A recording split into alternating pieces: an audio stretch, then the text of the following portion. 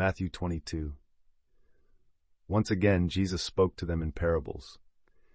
The kingdom of heaven is like a king who prepared a wedding banquet for his son. He sent his servants to call those he had invited to the banquet, but they refused to come.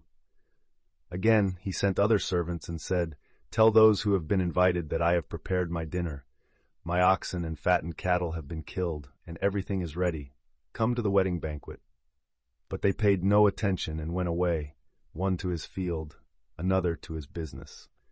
The rest seized his servants, mistreated them, and killed them. The king was enraged, and he sent his troops to destroy those murderers and burn their city. Then he said to his servants, "The wedding banquet is ready, but those I invited were not worthy. Go therefore to the crossroads and invite to the banquet as many as you can find." So the servants went out into the streets and gathered everyone they could find, both evil and good, and the wedding hall was filled with guests. But when the king came in to see the guests, he spotted a man who was not dressed in wedding clothes. "Friend," he asked, "how did you get in here without wedding clothes?" But the man was speechless. Then the king told the servants, "Tie him hand and foot, and throw him into the outer darkness, where there will be weeping and gnashing of teeth. For many are called, but few are chosen." Then the Pharisees went out and conspired to trap Jesus in his words. They sent their disciples to him along with the Herodians. "Teacher," they said, "we know that you are honest, and that you teach the way of God in accordance with the truth. You seek favor from no one, because you pay no attention to external appearance. So tell us what you think. Is it lawful to pay taxes to Caesar or not?" But Jesus knew their evil intent and said, "You hypocrites, why are you testing me? Show me the coin used for the tax." And they brought him a denarius. "Whose image is this?" he asked, "and whose inscription?" "Caesar's," they answered. So Jesus told them, "Give to Caesar what is Caesar's, and to God what is God's."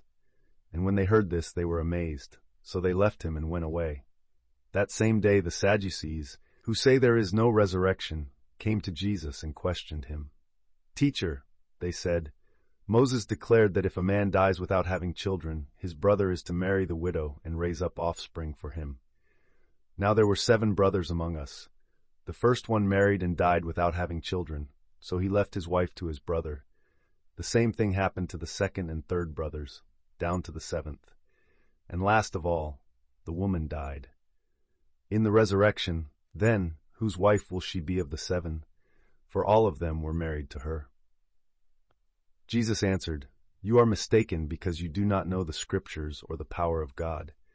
In the resurrection, people will neither marry nor be given in marriage. Instead, they will be like the angels in heaven. But concerning the resurrection of the dead, have you not read what God said to you? 'I am the God of Abraham, the God of Isaac, and the God of Jacob'?